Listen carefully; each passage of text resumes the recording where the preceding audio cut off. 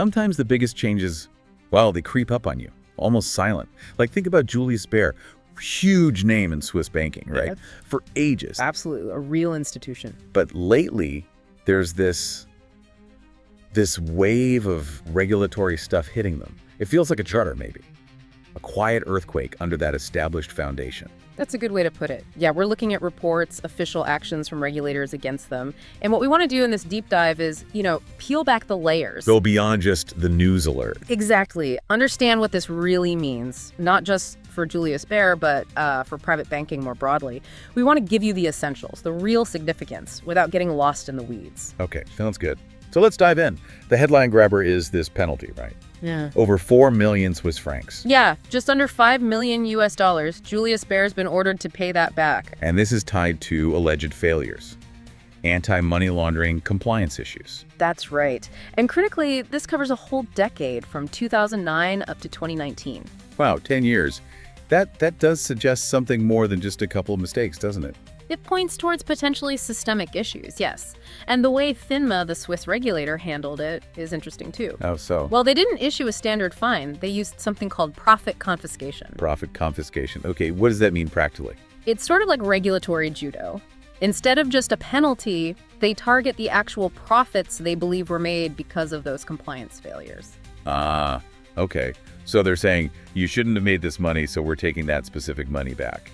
Precisely. It's a more direct clawback of gains deemed illicit. Got it.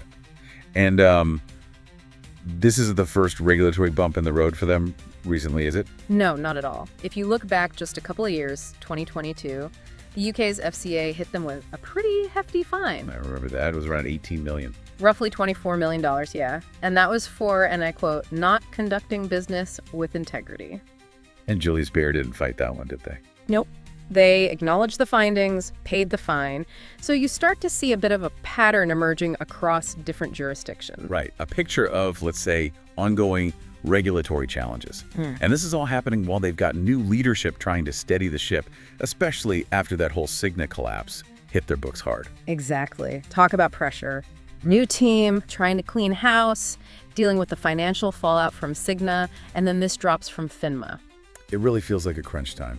It does. And the bigger question this raises is this just about Julius Baer? Or is it perhaps a signal for the wider world of, traditional private banking? The old guard.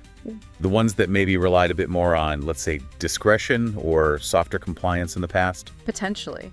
Are we seeing the screws tighten? Are regulators getting more teeth, even in places once seen as, more accommodating?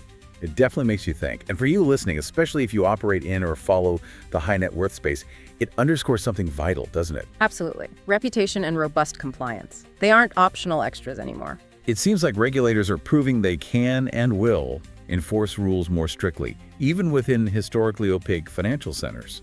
These actions against Julius Baer, they really highlight a shift.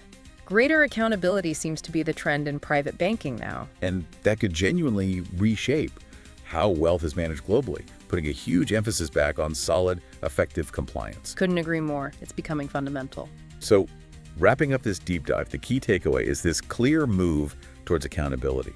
But it leaves you with a thought, doesn't it? If regulatory scrutiny is increasing in these historically less transparent sectors, how might that ripple out and reshape global finance more broadly? And maybe, what other quiet earthquakes are building pressure just beneath the surface right now?